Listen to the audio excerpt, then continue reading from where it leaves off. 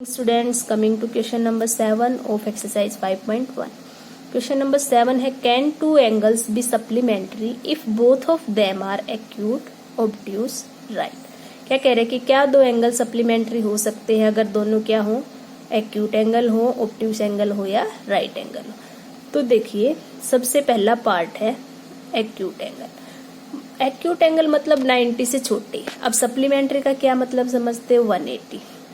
तो सप्लीमेंट्री क्या होगा, 180 सम आना चाहिए। क्या 90 से छोटे दो एंगल्स का सम कभी भी 180 आ सकता है? नहीं। देखिए हम एग्जांपल से समझेंगे। तो पहले पार्ट में क्या होगा, no, because some of the angles, two angles less than 90 degree, क्योंकि एक्यूट एंगल क्या होते हैं 90 डिग्री से छोटे, विल नेवर बी 180, वो कभी भी क्या नहीं आएगा 180 डिग्री। फॉर एग्जाम्पल, देखिए हम एग्जाम्पल से भी समझेंगे। एक्यूट एंगल ले लेते हैं दो। एक्यूट एंगल मतलब 90 से छोटे। मान लीजिए आपने 70 ले लिया, 80 ले लिया, दोनों ही 90 से छोटे हैं। जब इन दोनों का सम करोगे तो आप कितना आएगा, 150 डिग्री। 180 के इक्वल नहीं है। इसका मतलब क्या है, इस साइन का मतलब इक्वल टू के ऐसे लगाना, मतलब नॉट इक्वल टू 180 डिग्री। तो ऐसे दो एंगल्स जो 90 से छोटे हैं उनका सम कभी भी 180 के इक्वल नहीं आ सकता। ठीक है, तो नहीं हो सकते supplementary. Acute angles can never be supplementary.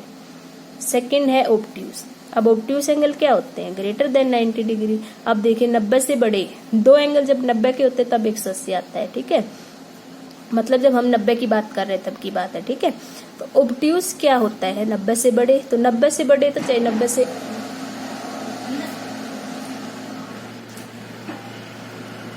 से चाहे एक बड़ा ले लीजिए आप, तो भी क्या होगा,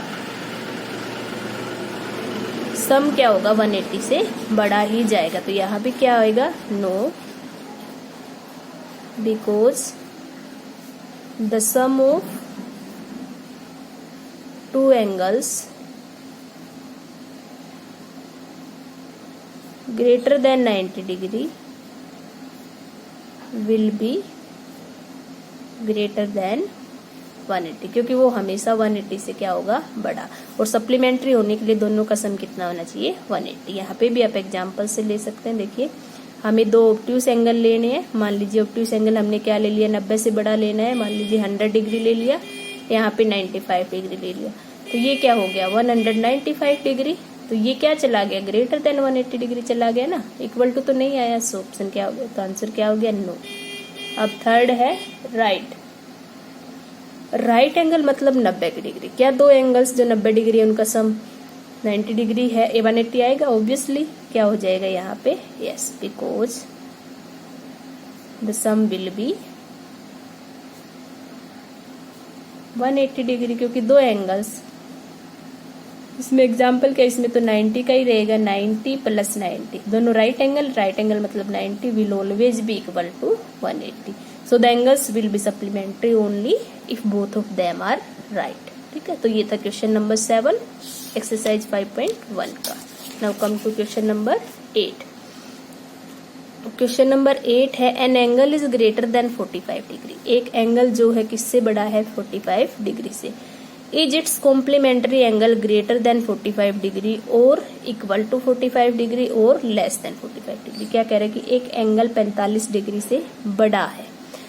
क्या कह रहे हैं कि इसका कॉम्प्लीमेंट्री एंगल अगर निकाले तो क्या वो 45 से बड़ा होगा या फिर इक्वल होगा या फिर छोटा होगा। देखिए मैं एक एग्जांपल से आपको समझती हूँ। एक एंगल 45 से बड़ा ले लो कोई भी। ठीक है, मान लीजिए 50 डिग्री ले लिया। 50 डिग्री ये रफ वर्क है हमारा। ठीक है, 50 डिग्री 45 से बड़ा है। इसका कॉम्प्लीमेंट्री निकालने के लिए आप क्या करोगे, इसको 90 में से सबट्रैक्ट करोगे। तो 90 में से 50 गया 40, तो हमेशा क्या आएगा, ये 45 से छोटा आएगा ना। 40 क्या है, 45 से छोटा ही होगा। इसने क्या पूछा था, जो आंसर आएगा वो इससे छोटा हो गया, इसके बराबर हो गया या इससे बड़ा होगा।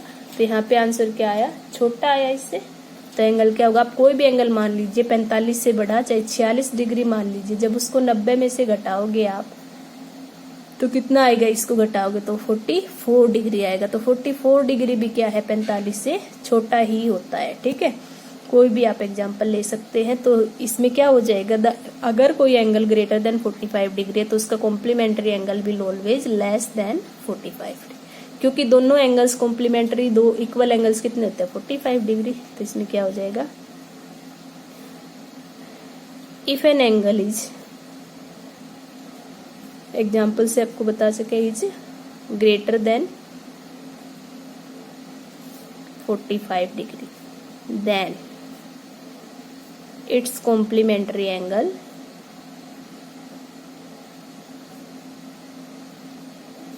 Will be less than 45 degree always, क्योंकि 45 का तो 45 ही होता है, तो 45 से बड़ा अगर लोगे तो उसका कॉम्प्लीमेंट्री एंगल हमेशा क्या होगा, लेस देन 45 डिग्री। तो ये था क्वेश्चन नंबर 8 एक्सरसाइज 5.1 का। Now coming to question number 9।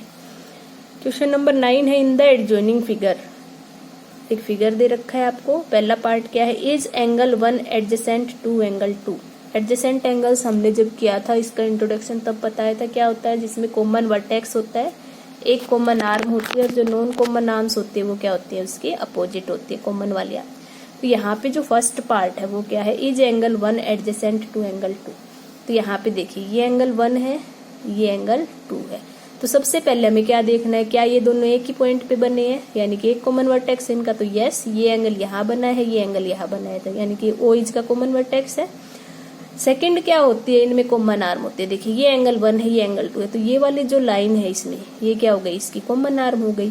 Third part जो एडजेसेंट एंगल्स का होता है वो क्या होता है, जो नॉन कॉमन आर्म्स है, यानी कि जो दो बच गई, वो एक इसके इधर है, एक इसके इधर है, तो क्या हो गया, बन गई ना एडजेसेंट एंगल्स। तो इसमें क्या आ जाएगा, yes angle 1 is adjacent to angle 2। Second part है, is angle AOC adjacent to angle AOE। तो इसमें भी यही चेक करना है। सबसे पहले हम देख लेंगे एंगल AOC ये है, और ये एंगल AOE। देखिए यहाँ पे ध्यान दीजिएगा, ये एंगल AOC जो मैं अभी ब्लू पेन से कर रही हूँ, और ये एंगल AOE। ठीक है, सबसे पहले तो हमें क्या दिखा, AOC और AOE का वर्टेक्स कॉमन है। फिर ये देखना है क्या इनमें कोई नॉन कॉमन आर्म है, सॉरी। तो देखिए AOC और AOE में कॉमन आर्म है AO, क्योंकि AO देखिए इसमें भी आ रहा है और इसमें भी आ रहा है, तो AO कॉमन हो गई। और यहाँ पे जो नॉन कॉमन आर्म्स है वो कौन सी है, मतलब कॉमन तो ये बच गई एक, 3 होती है, 2 और बच गई वो non common.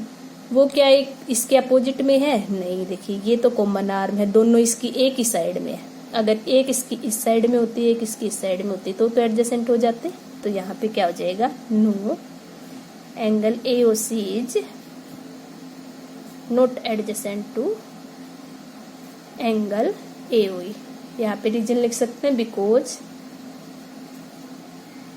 Non common arms जो है इसकी don't lie opposite to common arm. जो कॉमन आर्म है उसके अपोजिट लाई नहीं करती, इसीलिए क्या है, एडजेसेंट नहीं है। ठीक है, do angle COE and angle EOD form में लीनियर पेयर, यानी कि क्या, एक स्ट्रेट लाइन पे आते हैं। लीनियर पेयर कब बनता है, जब एक स्ट्रेट लाइन पे एंगल आते हो। ठीक है, यानी कि जब नॉन कॉमन आर्म क्या आ जाए, एक दूसरे के बिल्कुल आमने सामने। मैंने इंट्रो में बताया था आपको। तो एंगल कौन कौन सा है, COE, ये एंगल COE हो गया, और EOD। देखिए ये एंगल ऐसे वाला जो लगा रही वो COE सॉरी, और ये एंगल EOD। तो देखिए यहाँ पे ये स्ट्रेट लाइन पे आ गए ना, और स्ट्रेट लाइन पे आ गए मतलब 180 का एंगल हो गया, और 180 का एंगल हो गया मतलब लीनियर पेयर हो गया। ठीक है, तो यहाँ पे क्या हो जाएगा, yes, because angle COE and angle EOD lie on a straight line. या फिर आप ये लिख सकते हैं कि इनकी जो नॉन कॉमन आर्म है वो एक दूसरे के बिल्कुल अपोजिट है। ठीक है, एक ही बात है। फोर्थ है, R angle BOD and DOA supplementary. BOD देखिए एंगल, ये BOD हो गया, ये वाला जो एंगल है ये क्या हो गया, एंगल BOD एंड DOA, और ये हो गया एंगल DOA। तो ये भी देखिए एक स्ट्रेट लाइन पे आ रहे हैं ना।